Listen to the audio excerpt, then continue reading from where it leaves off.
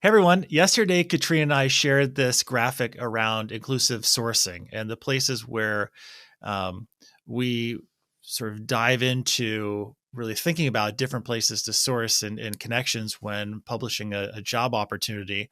And so we also mentioned that we could probably spend 7 hours unpacking it. So we thought, let's record a video that's not 7 hours long, but is slightly more in depth than what we offered yesterday. To if you're interested, to give you a bit more around our thinking. So that's what this video is all about.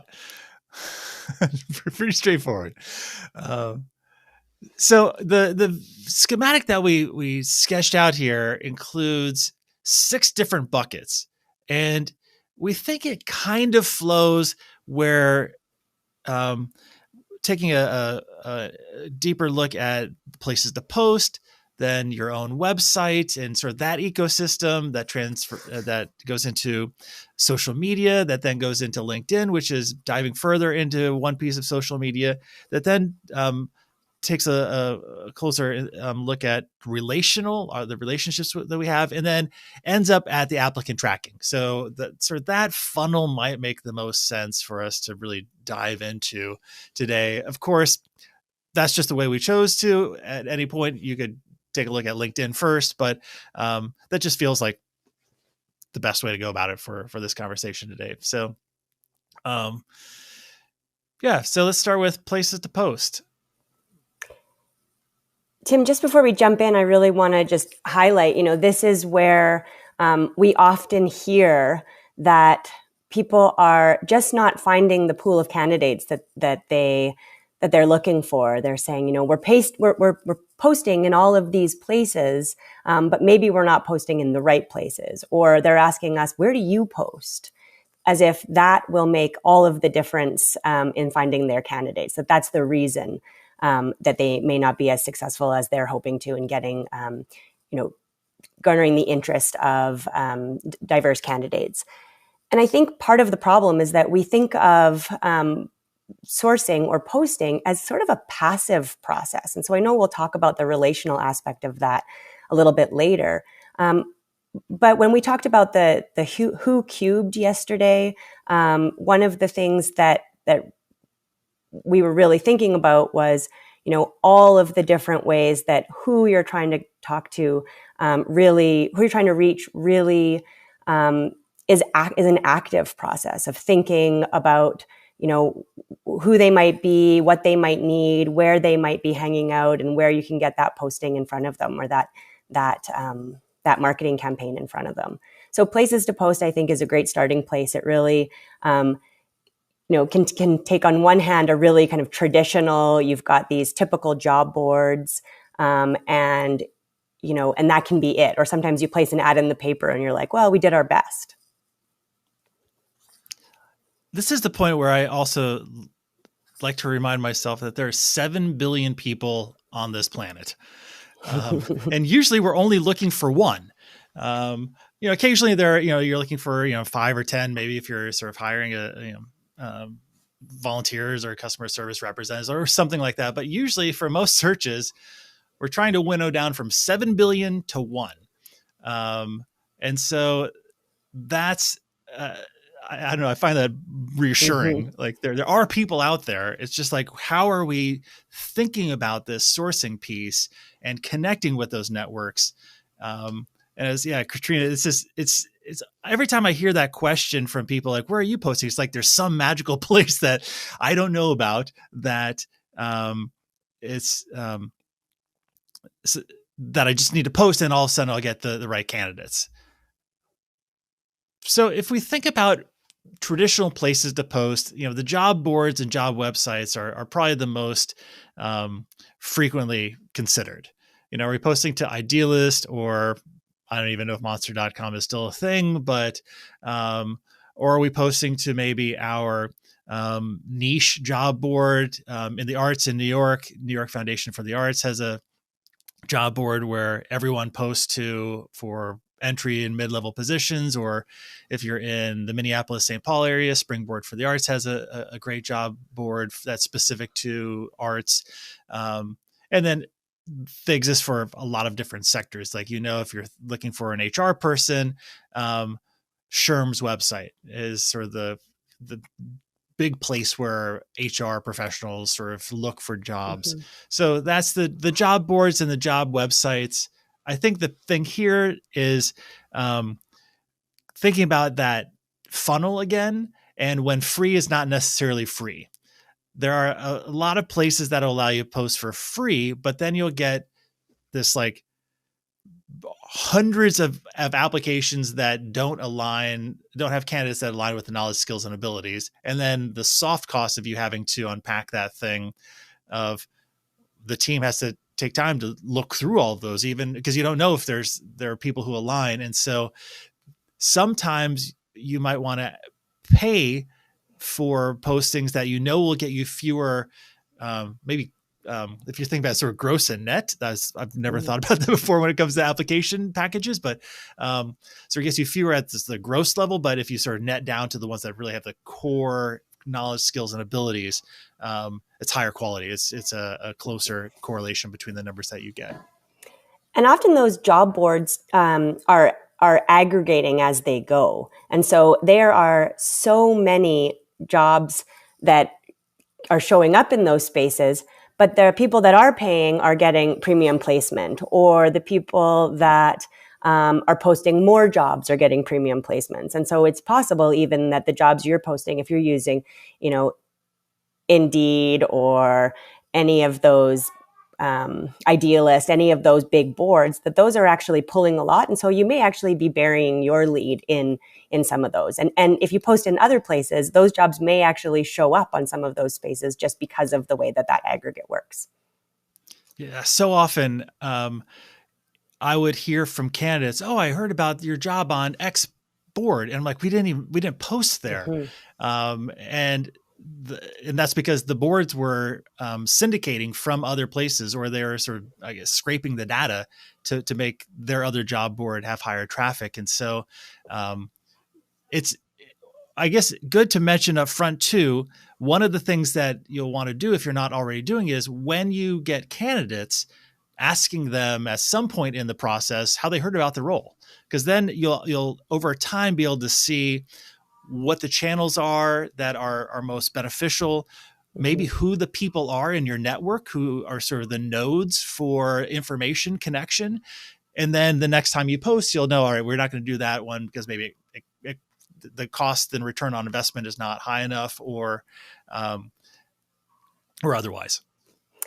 And this is where, maybe a little bit of research can go a long way as well, because if you think about your role and you think about those key anchors that we're talking about, you may be able to kind of do a quick sketch, a rough sketch around, what sectors might we be looking at and what boards are connected to those. There are, as you said, sort of specialized sector boards like for nonprofits or other arts-based or whatever you might be looking for. But there are also job boards for university alumni or program alumni of specific training programs or things like that. And so you may be able to have people in your network who might recommend, there's a really good network of HR people or a really good network of finance people through the alumni group of my program, and they actually have a job board. And so it may not be the things that you're thinking about right off the bat, but doing that quick sketch around like, where do we think these people are and what kind of spaces might they be engaging in?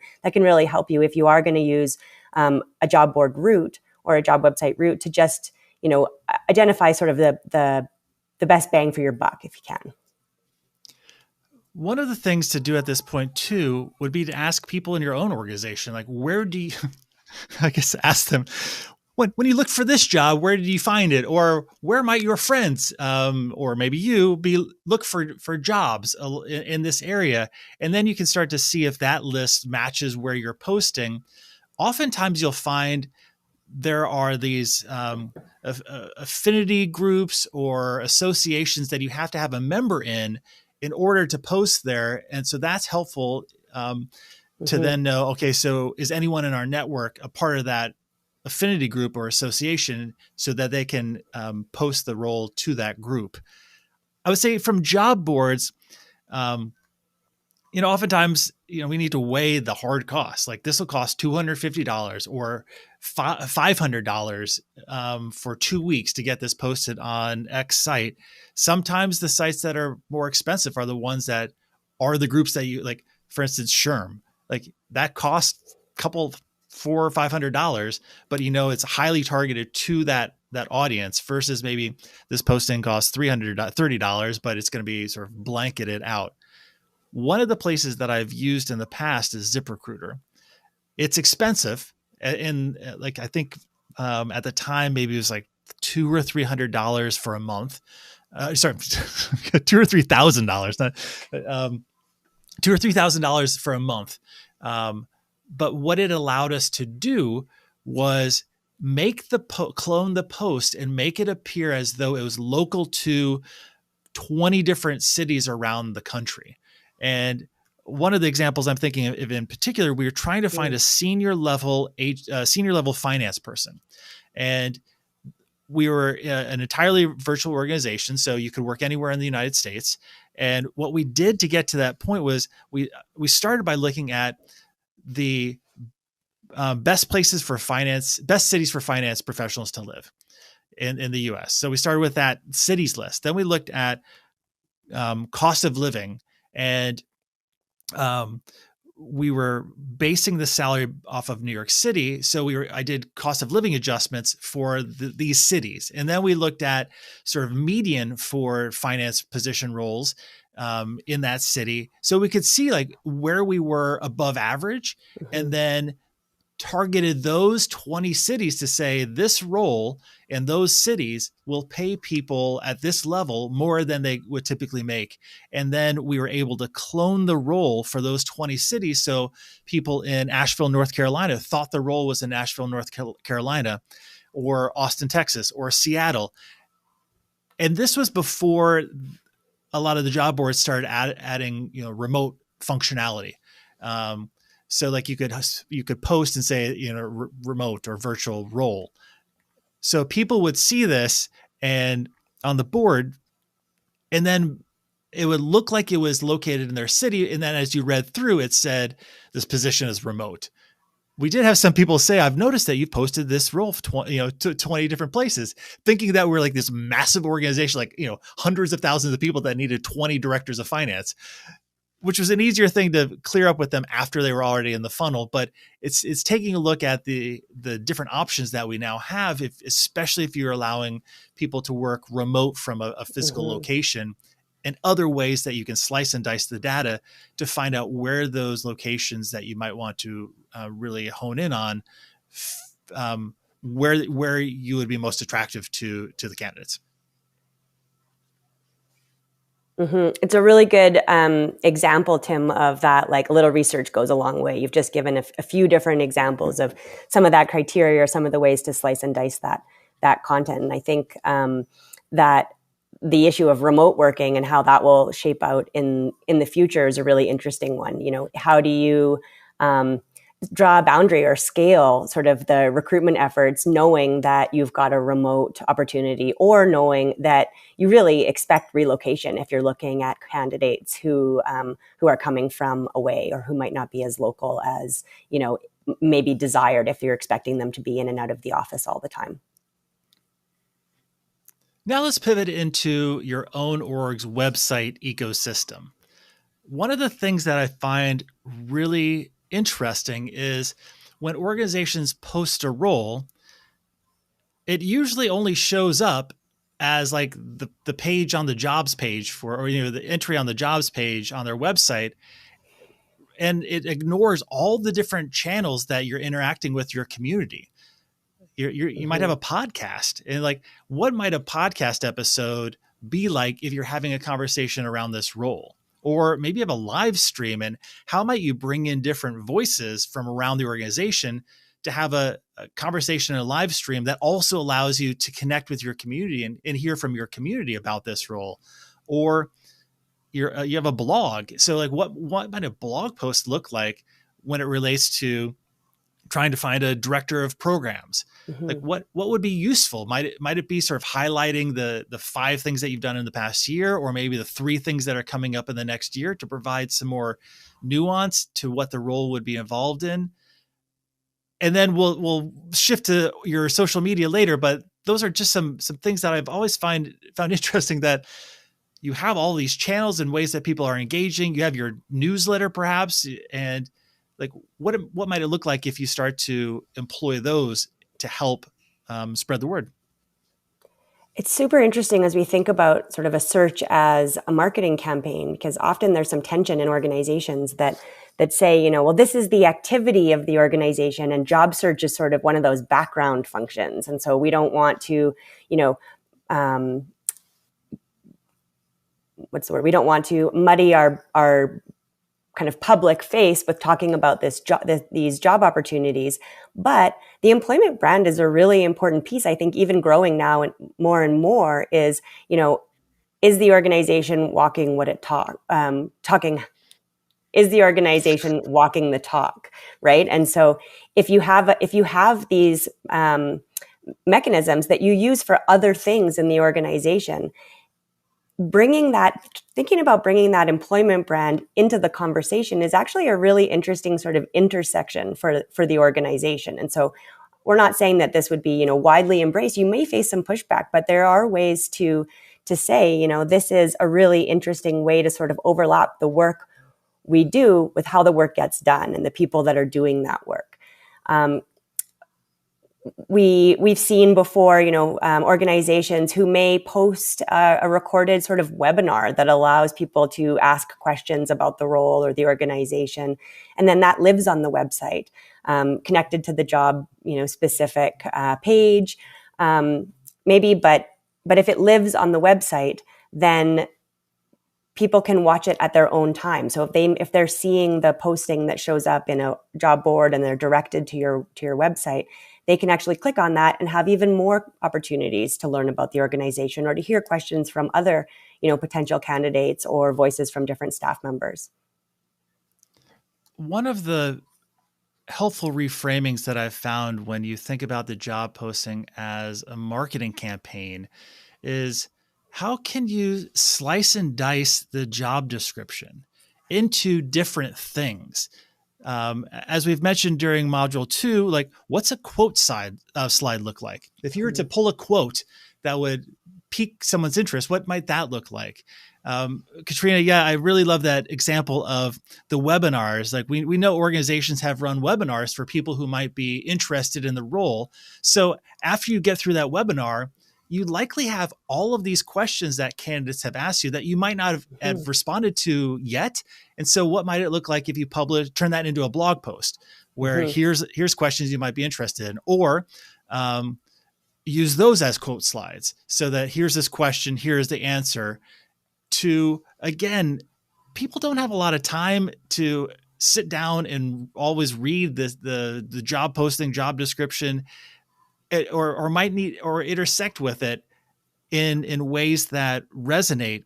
I'm always reminded of a quote that, of course, I can't remember who said it. My apologies to the person who said this. But the quote is, "We're but a moment in someone's day." We might think that we're like pushing this and like annoying people by sharing all this different information on different channels about the post. But like from our own experience, like, I mean, if you have used Twitter or Instagram, or if you're on social media, or you're like flipping around for different articles, like you might only see it once. And so we are but a moment in someone's day. This search is but a moment in their day or their week or their month. And making it possible to spread the word in different ways helps, again, to get it to the right networks and people who have those knowledge, skills, and abilities and interest to then consider submitting an application. One more thing I want to mention around using your own organization's website is that It's a great opportunity to put everything that applicants might need on one page. So if you've got a employment page or a work with us page, whatever you call it, and you can click on the opportunity and that opens a new page, that is also a great place to sort of, embed links to maybe other parts of your website if you've got an About Us tab, or to include the downloadable information package you might be creating, because that saves time and energy for people who might be interested. They may see that little snippet, that quote, they may be directed, to find the role. The first place, if they've seen it somewhere, recently, and they remember the organization, they'll go right to the organization and try to find that opportunity so that they can see as much as they can about it. So if you've got those embedded links that direct people right to this one place that has all this information, you're doing some of the work for them. I've worked with organizations in the past who have been like, well, it's all there. It's all on, it's all on the website. So if they were looking for our vision or our mission, or they were looking for information about our team, it's all there. They just have to, take the time to find it. And what we're, I think, really saying and learning is that, the interest that you can sort of peak at these brief moments, these are those moments where people open up a little bit to read more about it. And so if they have to do all of the work in researching in order to show up for a screening call, that investment of energy may not be worth it for them. They may have other needs other demands on their time. They may have, just these couple of minutes to kind of get organized and show up and do that call or do that interview. And so really facilitating that ensures that you recognize that takes energy and attention, and that you're doing what you can to sort of meet them on that halfway point. Yeah, that's such a great point, Katrina. And I often think about just our own websites. And how, for example, when I worked at Fractured Atlas includes their audit and 990 on the website. And so if someone would need our 990, I would go there because sometimes it's faster to find it on the website than what folder is that in, on what drive. So I knew that the 990 lived on the website, and it was still a hunt every time I went to the website, be like, where exactly is that link again? So that's us knowing our sort of websites and our ecosystems, and that we know it exists to begin with, and we're still having to do that. So yeah, I think recognizing, put it all in one place, because I was working with an organization a couple of months ago, and they had an amazing video about that was made by their staff, but it lived on a different place of the website that was not at all tied to the job posting. And the chances of the probability that someone would land on that video were so slim, because you had to go to the culture tab, and then you had to find their events tab, and then this is where the video lives. So I think in this conversation, we've actually also pivoted from your own websites, or we've dovetailed into social media and the online resources that we have available to us in our ecosystem. And also the collateral and content creation that we're sort of using between all these different platforms. Totally. And it raises a really interesting question about, there are so many social media sites, so many ways that people engage online. And so do you need a presence in all of those? Are you sharing your postings on Facebook? Are you sharing through Twitter, through Instagram, through LinkedIn? And how do you decide where those, those opportunities are? Tim, what's your recommendation for that? Initially, just to try them out, because you don't know, is this opportunity going to resonate with my audience on Twitter, or is this going to resonate more with my audience on Facebook, or where it might be? And also use this as an opportunity to experiment. All right, here's a slide quote. If I'm posting it on Facebook, will I get some interaction with it in the same way that you'd want interaction and comments if you'd be running a marketing campaign for anything else? And so I think there's what are the sort of low level, low resource experiments that we can start with, especially as we're just trying things out, because as you pointed out, you could spend your entire week just focused on Twitter, and that might be useful. It might not. And so I think it's using maybe something like Hootsuite to queue up posts at different times, just to see do you get any traction with them around your ecosystem is really a good place to start. And it might be that the podcast, if you have a podcast episode, gets the most traction, but then do you record the podcast with video and then you put sort of 1 minute snippets of someone talking on Instagram, I would also suggest, highly recommend to include captions. So any content that you post or produce, I often use rev.com to produce transcripts and captioning. It's really helpful to have transcripts and captioning produced, because that alone, or that also allows you to create different ways to interact. Someone might not want to watch a 30-minute video, but they can interact with the transcript. It's faster for them to read a transcript. That also gives you the copy then to just cut and paste directly into a quote slide. So again, all the different ways that creating this content and different formats can feed different experiments throughout your ecosystem as you're getting started. Tim, what I'm hearing you talk about is this idea of, one of these other cubes on our schematic, which is this collateral and content creation piece. And so how are you recording or creating content that allows for people to experience the posting or see the posting or hear it in whatever ways are easiest for them to do so. And so, you think about the posting, and very typically we see that, in writing in a very specific way. And so what would it look like if we also included a link to an audio recording, so that if it's easier for people to listen to the details of that posting, they have the opportunity there right there to do that. There's also ways that you can treat that posting so you can view it with, highlighting or different fonts. And we've got some examples there in the generator and the Upper Philadelphia examples that we've shared already. And you can see that there's a few different ways to build into a Word document that just makes that contrast ratio or whatever it is that people need, just makes that available so that they can process in an easy and an accessible way for them. And I don't know if it's a pro tip or a helpful hint. When you set up the audio recording, it's an endurance sport. So whoever is doing it, recognize that, right? Because a lot of times what you'll do is that application package that includes everything, the job posting, the benefits, who it reports to, the compensation, all, the history, all these things.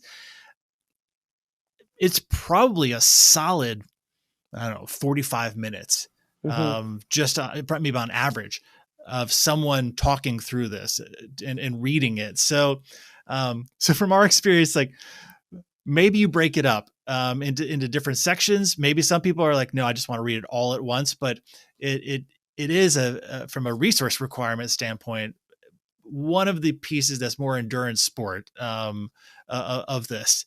But it then also provides different ways that you can pull that apart and use it in different ways. But just a heads up that this is oftentimes you'll have the person who is reading it, and then you want to have someone who, if you're using something like Squadcast or Zencaster, that's sort of doing the quote unquote production and also like reading along to be like, stop, you read that wrong. You missed that point. So that's two people, probably a solid hour, maybe 90 minutes to go through that. And just another point here you're making me think of is, who is doing the reading of that posting? And so, if this is going out as voices of your organization, you may consider including, staff who may be unconnected, or you may, radio ads are typically like voice actors. Well, that doesn't necessarily have to be the case for something that's, audio recorded for a posting. And so who may be interested, is there an opportunity that you can create for others to engage with this posting as well? Are there people in the community associated with your organization that may be really able to lend their voices in unique ways to to the recording of this posting. And that's about resources, right? Is it always the person in HR who reads the thing? Not always. It doesn't have to be. This is an opportunity where you may be able to be creative and focus on bringing others into your process. So, Katrina, it feels like we've sort of covered most of the social media cube here, and that we might want to pivot over to LinkedIn and really take a specific look at LinkedIn as a resource, because there's a lot of different ways that you can use LinkedIn. LinkedIn is a great resource because it's sort of geared to, marketed as, an employment-related social media. And so there are people who may not be engaging on different social media channels who are focused on LinkedIn. But there's also, some bad press, I guess you could say, around this idea of this business networking kind of idea. Sometimes it gets a bad rap. And so people are actively avoiding LinkedIn. So just to say that kind of speaks to your kind of lower risk, lower resource experiments around using Facebook and Twitter and Instagram and things as well. And that being said, LinkedIn is a really great resource because it has products like different levels of recruiting licenses very specifically that allow you kind of an open view of people within the network that you might not be connected to either as a first, second, or third connection. And so you can actually apply filters, even with a basic recruiter license that you can toggle on and off. So you can look very specifically for people in specific regions, people who've had specific titles, people who have specific experience sets, and it will kind of pull them all, and you can go through and add to a clipboard, which kind of just consolidates all of those folks you might be curious about, and then figure out how to reach out to them a little bit later. So that, there are kind of recruiter light, and there's this like whole recruiter thing. And so it's really about thinking, are you using this product for a lot of searches? Are you using it for, one? If you're using it for one, it might just be useful to toggle that basic recruiter on and test it out if you haven't used it before. Having worked at nonprofits for the past 20 years, in anything, I always like to mention, ask if there's a nonprofit discount. And also, one of the benefits of roughly planning this out is that you might not want to turn on LinkedIn Recruiter until you need it. Because sometimes you get a free 30 days to start with. And especially if you're earlier just experimenting with it, you'll want to get all of that time. So wait until you actually need it, then flip it on. Or we've done searches where we're like, we know we are going to be sourcing for 2 months. And so let's wait until that point. So make sure we only get charged for 2 months, because if you use the higher level, it starts to add up, especially if you have multiple people who are using it, which is helpful from a team standpoint, but also it starts to multiply the money that you're spending on the search. And if you start with that budget that you have available for search, you want to make sure that you're using that as not efficiently is the word, but wisely, maybe as possible. And that's where we say, maybe the best starting place with LinkedIn is actually just to start with your own network. Spend some time going through your own sort of list of connections and keep those KSAs and keep those anchors in the back of your mind, because there may be folks that are dormant connections or, second connections that you're not that connected to. But when you actually look at their profiles, you're like, oh, I didn't actually realize, or the last time I saw their profile, I wasn't thinking about this particular kind of role. And so you can be a lot more open sort of with who's in your own network and figure out, who you could connect to, that you're already sort of connected to through the network. You can also ask others to review their connection. So similarly, in the way that we just described that you might do yourself, you may ask the search committee, You may ask the team that, this role is a part of, or that would be connected, work very closely, or be kind of related to this role, to just, spend a few minutes looking at their network in much of the same way, just kind of keeping those KSAs and those anchors in mind. And if that's asking too much, or there's, conflicts of time and energy, then you can always go into people you're connected to and scan sort of their immediate networks and see if there are very specific people that you might ask them to approach, or ask them to connect with, or ask them to introduce you to, for that matter. That's a really interesting exercise to do. Have the KSAs and the key anchors and review your LinkedIn connections. I always find it's like, oh, right, that person is someone I should ping about this. Or, yeah, I didn't know that they ended up over there. And yeah, that actually intersects. So maybe they're actually an interested, they would be an interested candidate, or they have different networks. I think this is the beauty of the dormant ties that we mentioned during module 2.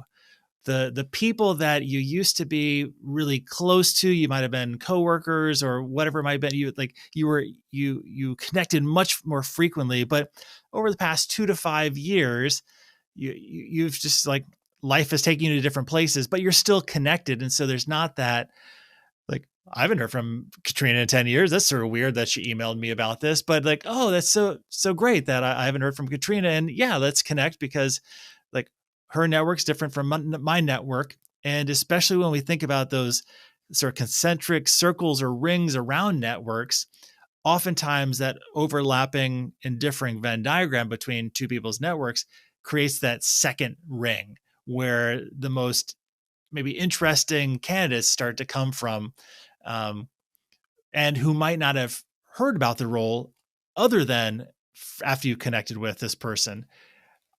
Put a big asterisk on this, because when we get to in this next part about who's doing this work, usually when you do this, you end up with even more work, more emails, because now you're setting up those, like, oh, let's get together for 30 minutes to catch up on life, which is amazing. But just be mindful that when you send 200 messages to your network, that you'll likely have at least the same amount of time, or maybe more, around now having to set up meetings that you otherwise weren't going to do before this. So, and I realized I just made it sound like I made catching up with friends and colleagues sound like owner's work, but just being mindful of that. You're adding this thing of doing the search, and now you're adding this thing of connecting with 200 people that you haven't connected with before, that in its own sort of resource scarcity or requirements is going to add to your time. So sometimes you might have a list of 50 or 100 people even that need to be connected with. And so, then you can think about who might need a direct message through LinkedIn or other social media, or who might be actually, your first connections. Potentially, it might be an email that you send. And then, as Tim said, how best to follow up with that person. And these would be people who may have people to recommend for the role, who may be interested in sharing the role, or who actually might be intrigued about the role themselves. And so that calibration of how much time that connection takes, and who's best to do it, that might emerge as you go through. I think this is one of the places to think about what's the best way to connect with this connection. In the past, I've sort of made a list of, I've gone through my LinkedIn connections as a first pass, and I don't know, maybe there's like 500 connections in LinkedIn. And I'm like, all right, so here's the 200 people that I think might help me be interested in this role or have networks or intersect with it. And then I break that into 2 groups. What's the group that I want to email? Because as we talked about in the module 2, oftentimes if people are just included on hey, I know this role, that, like, you look at it and like you give some quick thought to it and you sort of like file it away. Versus Mm-hmm. if I know this is coming from Katrina directly to Tim, I'm going to give it, a couple extra beats, and it also sparked like, oh, right, I haven't talked to Katrina in a while. It'd be interesting to know what's going on and how we can intersect, and maybe there's different opportunities. So thinking about like who would respond best to an email, and either because you don't have their email, or because they're active on LinkedIn and they'll get that message, who are the people to message in LinkedIn, and then to have those two different copies written, like here's the email copy, here's the LinkedIn message, just so you can copy and paste them. And then that in itself becomes its own endurance sport to message 200 people to spread the word. And this is one of those things where as you're sending messages, you're getting replies, and then this turns into sort of exponentially expanding as you're making these connections. So I think it's also the point to say, be mindful of the messages that we send, and we want to connect with people who might be interested or have networks, but we don't want to be annoying, right? It's like we want to be respectful of people's time and energy, and so different lenses to look through those. Like who actually really might be interested in this role, and have I messaged them 18 times in the past week for other roles? So just different ways of thinking about and using and connecting with your LinkedIn network. I think that brings us to our sort of second last big bucket, Tim, and that's that, these networks aren't just lines connecting faces to faces. They are relationships. And so when you are reaching out, how does it feel to receive that note should inform sort of how you craft that message. You can use a message, again and again, copy and paste it, but that doesn't mean it needs to sound robotic or be very, form lettery. You can allow your own voice to come through that, or, a specific energy, level of energy or message come through in a way that's friendly, that's, relational at heart. And that can carry through, the offering of leads, or thinking about, whether there are internal candidates that you can have conversations with about this, and, how those messages or conversations sort of start. And so there may be people on your hiring committee, or people on your leadership team, or people in the organization generally who may kind of have a closer tie to the people that are on your list. And so when you're looking at, who you're talking to, try to also see, who might this message best come from? And then, ask those folks for help. This is another one of those sort of traps, though, because this is where people say, well, aren't you just posting and filtering and then reaching out? Like, how does this take this long? And so it is one of those points to navigate for sure around the sort of soft resources we talked about required to do this work. And this is too that I think toggling between broadcast versus conversational. Yeah. Posting a job on a job board is broadcasting. You're getting that out to a lot of people. Messaging friends and colleagues should not feel like broadcasting. And I think especially now, and given the times in which we're living and connections to people, it should come from a genuine place.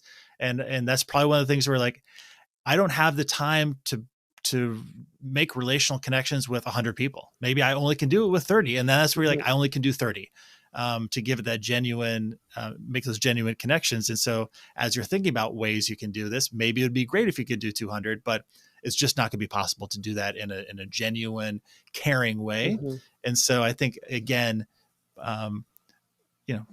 we live in a often resource constrained world and organizations. And so not everything's possible, but how can we test these ideas, I think, is a way to start. How can we experiment with this thing? And maybe making those relational connections lead to the best sourcing that you could do, and to other opportunities and other ways to reimagine the role or whatever it might be.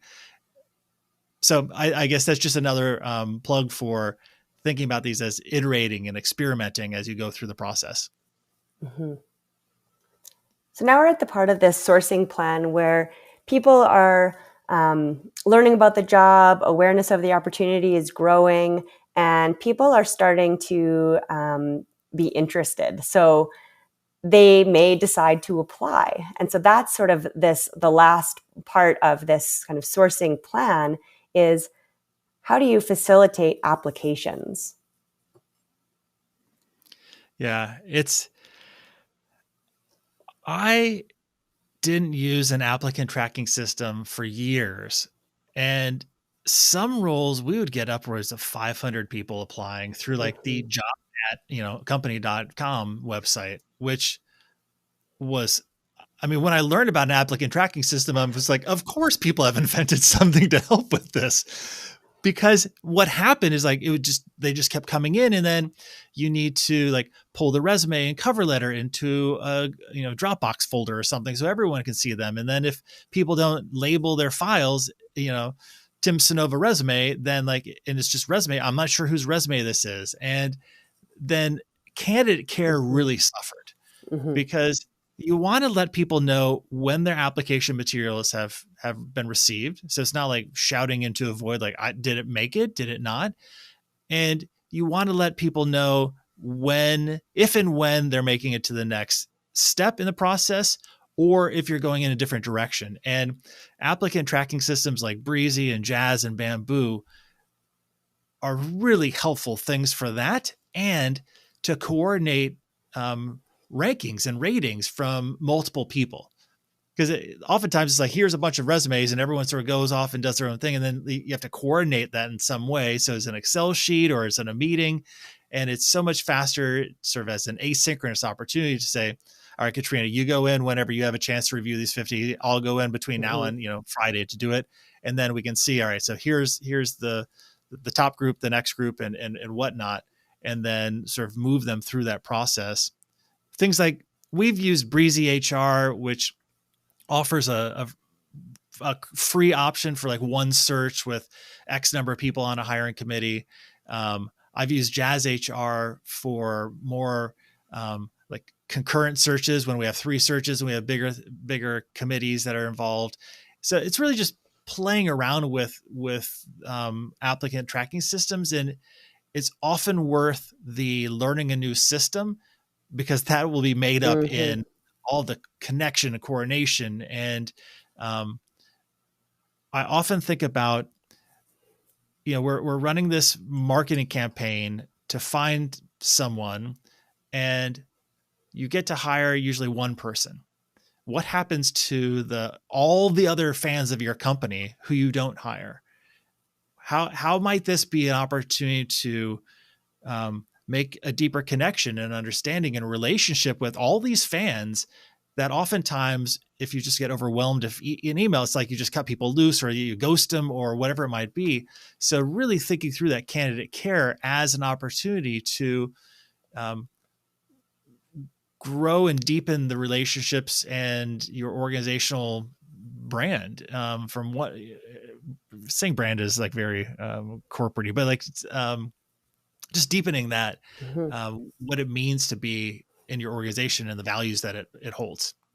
The other thing that an applicant tracking system lets you do is actually keep an eye on who's applying for multiple positions, because it might be that, and I have stories like this where you sort of see the same names coming up, and it just sort of prompts you to say like, oh, if we haven't had a chance to meet that person for one of these searches yet, maybe somebody on our team should have a conversation with this person to just kind of see what interests them, how we might be able to support, understanding more about what they can bring. And so when the match shows up, then that person is already in the loop, or we know that's already a lead that we have. And so that's another benefit. But I would say that also the other thing is that way, if you're somebody that's doing search for multiple organizations, you get to know those people, and you also get to build relationship with those people. And so that candidate care allows you to be able to draw on that relationship later if something that is maybe more up their alley comes up in another search. And so you're actually using that system to help you sort of build that network of potential applicants for other roles as well. I think the piece at this stage that ties directly to the funnel is I often think like, what's the hurdle for people to express interest in a role? Is it cover letter and resume, cover letter, resume and references, or is it express interest in any way that you want? And here are the different places you can submit. Maybe it's uploading a video and really thinking about from a KSA standpoint and an interest and anchor standpoint, how much information do we need from candidates at a certain point, and how can we learn more about that over time? So asking for a writing sample up front, maybe you need one if they're going to be doing writing for your organization. That's a key part of the role, but you also, maybe you don't. Maybe you ask for that after people get after the first round or the second round. So it's just easier for people to interact with the application process, and you're not excluding otherwise amazing candidates who maybe just don't have the time to put into something that they don't know if it's going to happen or not. So you're excluding groups of really talented candidates, and where you put the hurdles to get into the process to be considered. Yeah, that's so huge. It's that investment of energy, effort at the stage that you're in. So the applicants, they likely assume you've got a bigger pool of candidates. And so if you have a laundry list of things that they need to include as part of their application, that's that exclusion that Tim is talking about. It automatically says, well, there's too much stuff to pull together. I can't do it. I'm sure they're going to get lots of great candidates who can do this. And so I'm going to pull myself out of that. And so if you have sort of a very small requirement, which is like, you could email us and tell us you're interested. You could send us your resume. You could make a video. Any of those pieces allows whatever the energy that person can give at this level at this stage in the search allows them to be considered. And then, the screening, you might ask them something else at that stage, or as you move through the interviews, you may actually have, insights to say, there's actually going to be some prep involved. We're actually going to need you to invest a little bit more time, but here's ways we can handle that. And we'll get into that in the interview stage. But really thinking about what is absolutely necessary for you to be able to have a screening call or be able to kind of understand the dots that can be connected between that person's experience and the opportunities that you're looking for.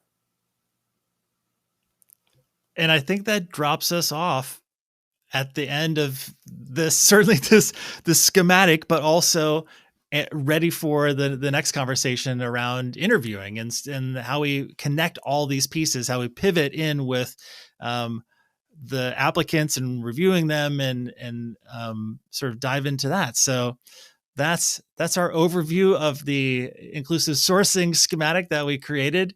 Less than 7 hours. So yeah, there you go. Thanks for making it all the way to the end of the video.